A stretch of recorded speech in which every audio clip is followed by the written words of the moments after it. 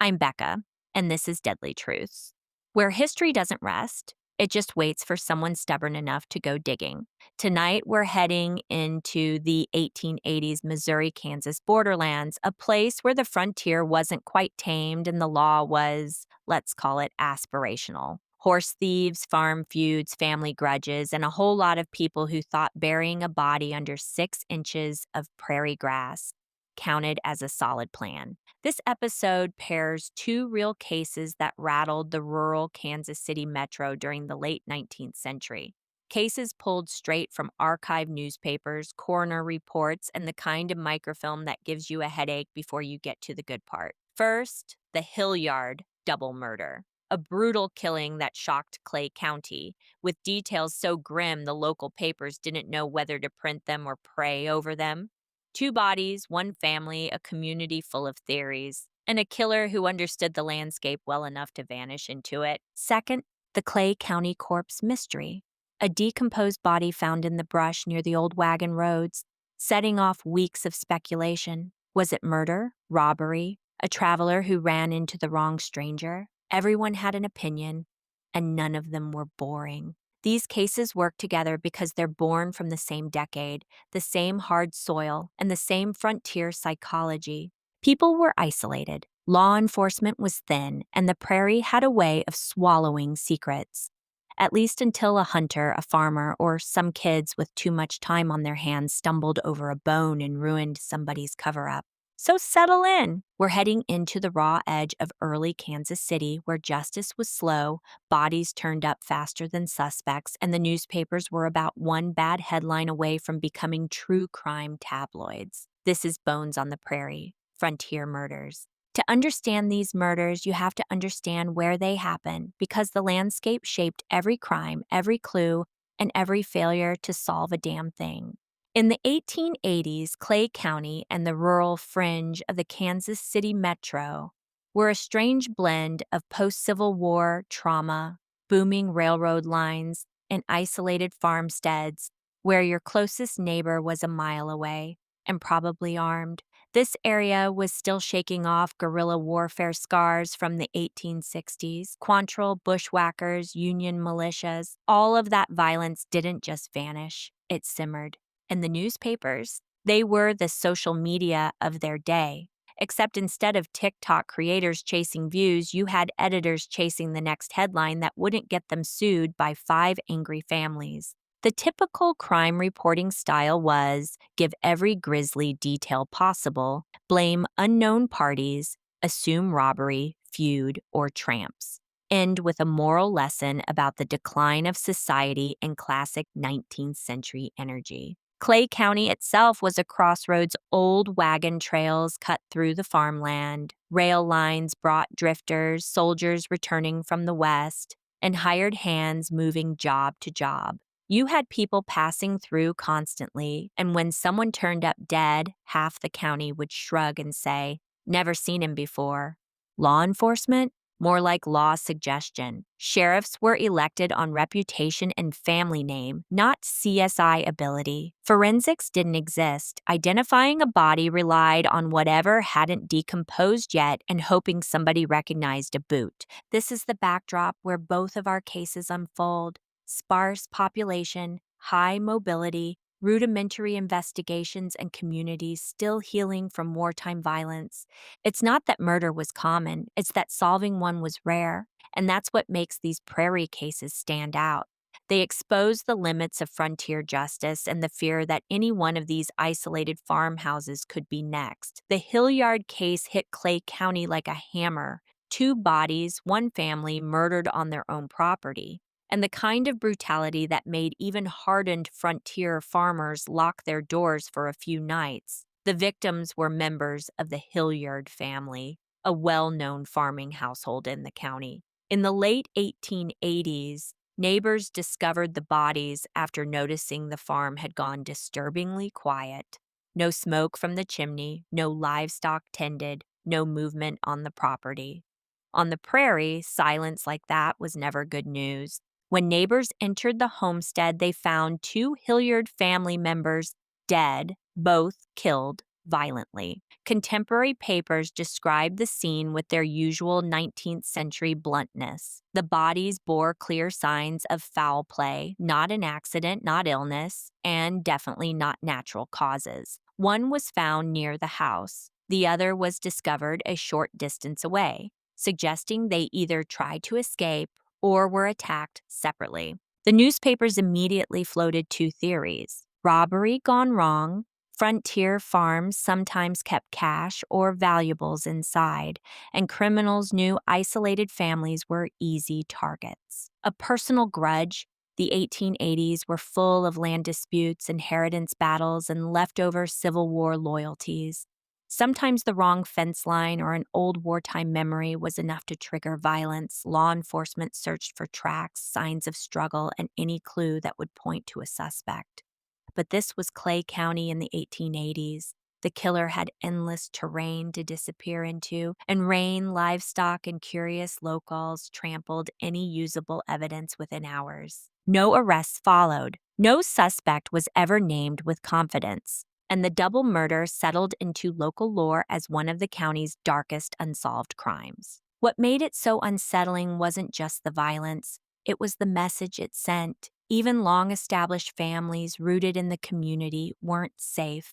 The Prairie didn't care how respected you were. If the wrong person decided to settle a score, the nearest sheriff might as well have been in Kansas City. The Hillyard murders left Clay County rattled, and that fear lingered in the newspapers for months. It's the kind of case that reminds you the frontier wasn't just cowboys and saloons, it was isolation, suspicion, and the terrifying knowledge that help was always too far away. If the Hilliard murders frightened people, the Clay County corpse mystery flat out unnerved them. This case didn't start with a missing person or a known dispute. It started with a body, decomposed, unidentifiable, and lying in the brush near one of the old travel roads that cut across rural Clay County.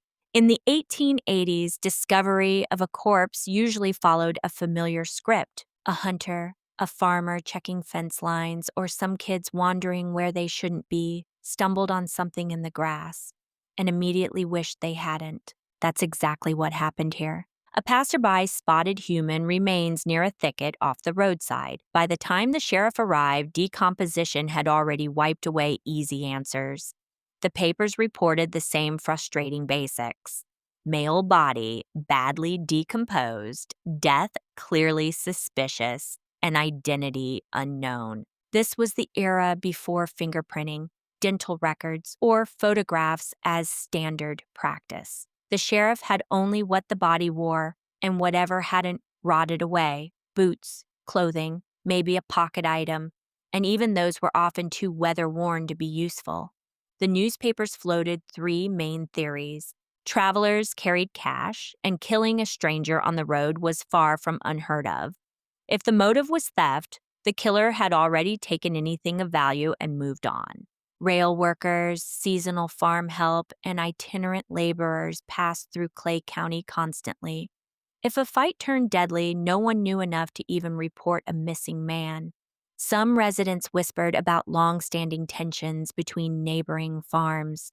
The Civil War had carved deep lines through these communities, and grudges didn't retire just because the guns went quiet. The coroner could confirm one thing: this man did not die naturally. In frontier terms, that was as close to a forensic conclusion as you were going to get. But without a name for the victim, the investigation stalled immediately. No suspect, no motive, no trail to follow. The newspapers moved on, and the corpse mystery slipped into Clay County's growing catalog of things we never quite solved. This case and the Hilliard murders echoed the same truth about the Prairie in the 1880s. People disappeared, and the land swallowed their stories faster than the law could catch up. When you step back and look at the Hilliard murders and the Clay County corpse together, you start to see a pattern, not because the crimes were connected, but because the world around them was shaped by the same forces. The Prairie had its own logic, its own rhythm, and its own way of helping killers slip through the cracks. Isolation was the Prairie's greatest accomplice. These weren't bustling towns with street patrols or curious neighbors watching every window. Families lived miles apart, separated by fields, tree lines, and the kind of silence that city people today would call creepy, but frontier families just called Tuesday. When the Hillyard home went quiet, nobody noticed right away. People minded their own business because they had to. You didn't waste daylight riding over to check on a neighbor unless the cattle were loose, the smoke column looked wrong, or you heard gunfire. And even then, you thought twice.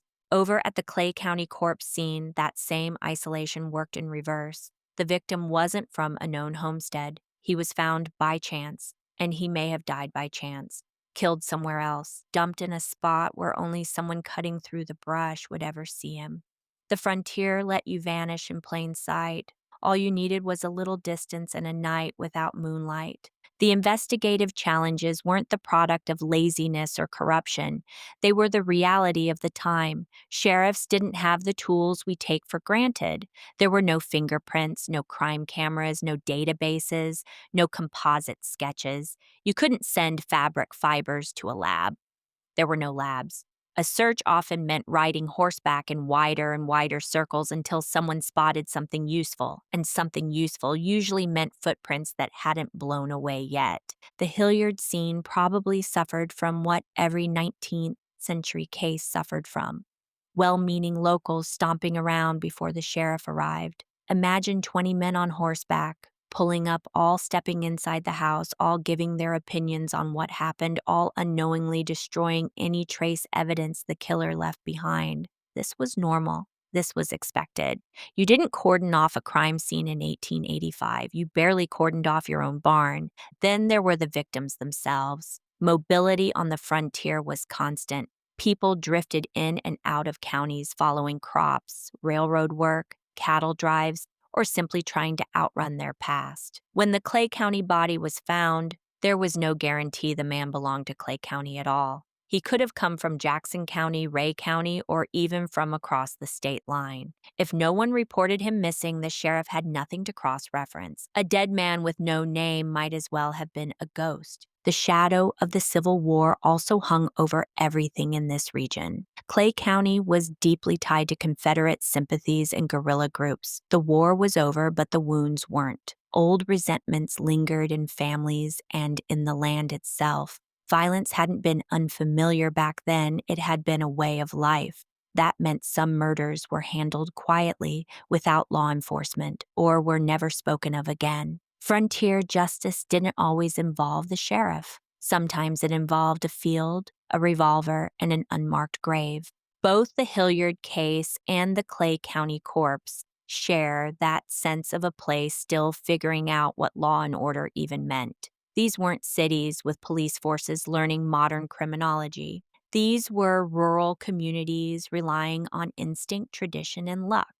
If a case wasn't solved in the first few days, it usually wasn't solved at all. What stands out is how quickly the Prairie erased evidence. Tracks faded within hours. Weather destroyed blood patterns. Wildlife interfered with bodies. In the Clay County case, decomposition had already stripped the sheriff of half the answers he needed before he even arrived. And once the newspapers printed a few columns of speculation, the case drifted away, replaced by the next local drama.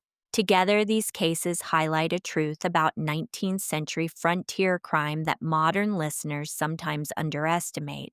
Violence wasn't rare, but clarity was. The land kept secrets well. The community gossiped loudly, but investigated slowly. And the law, underfunded, understaffed, and under-equipped, was always 3 steps behind the realities of prairie life.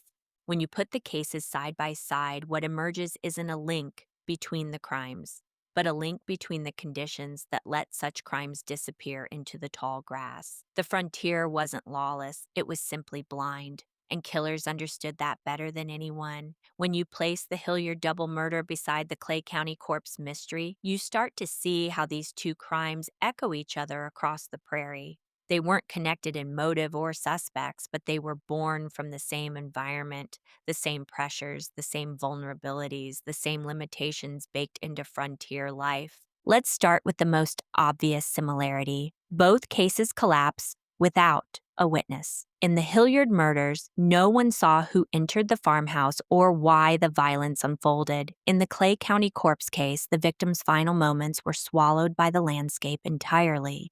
The only witness either crime had was the ground they were left on, and the ground wasn't talking.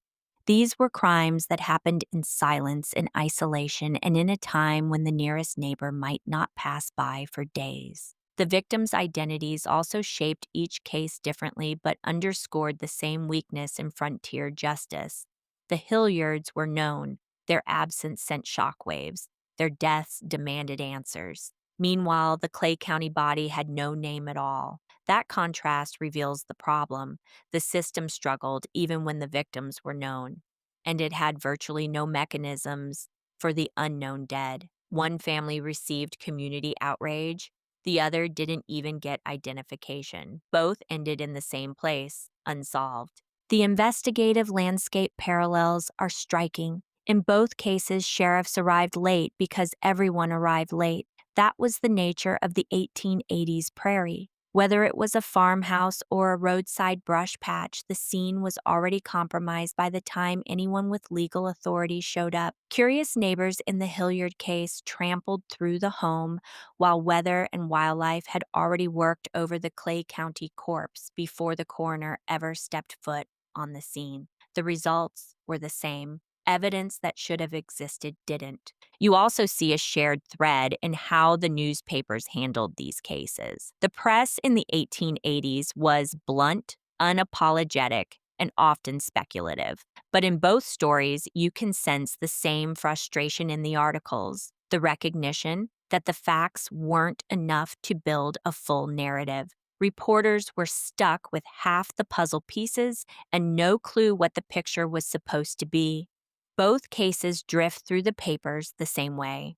Initial shock, a handful of theories, and then a quiet fade as the next tragedy took headline priority. Another connection sits in the psychology of the region. These crimes unfolded in a community still dealing with the aftershocks of the Civil War, a place where distrust ran deep and violence wasn't surprising. In the Hilliard story, the brutality hinted at personal motive. In the Clay County case, anonymity suggested a crime of opportunity or a dispute between strangers. But underneath both possibilities was the same reality. People were still living with an undercurrent of tension they couldn't fully shake, a tension that often ended in gunfire or disappearance. And finally, both cases reflect the same truth about the frontier. The land dictated the outcome more than the law did. It hid the killer in the Hilliard case. It hid the victim in the Clay County case. The Prairie didn't care who died or why. It only cared how quickly it could reclaim what was left behind. That's why these two stories belong together. They are different chapters of the same book, written in the same ink. A harsh environment, fledgling investigative tools, and a society where justice depended far more on luck than on the law.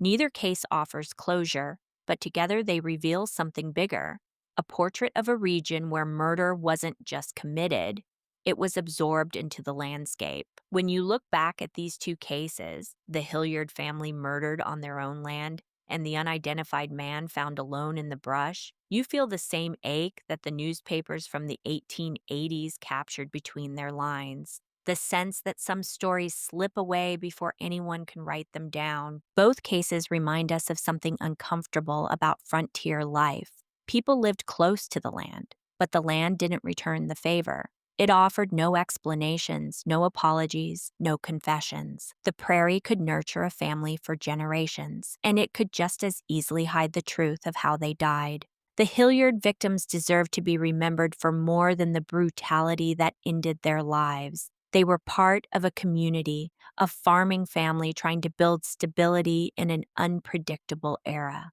Their deaths rattled neighbors not just because of the violence, but because it violated the unspoken rule that home was supposed to be safe. Their story stands in for every frontier family who faced danger with no guarantee the law could protect them or avenge them. And then there's the unnamed man from the Clay County corpse mystery. We still don't know who he was, where he came from, or who he left behind, but someone somewhere once knew his face. Someone waited for a letter that never arrived or assumed he found work farther west. He's the silent figure at the center of the mystery, a reminder that the frontier was filled with people whose names didn't make it into the record books, but whose lives still mattered. His presence in this story gives voice to the thousands who vanished into that world without so much as a grave marker. Together, these victims represent two halves of the same truth. On the prairie, life was fragile, violence was swift,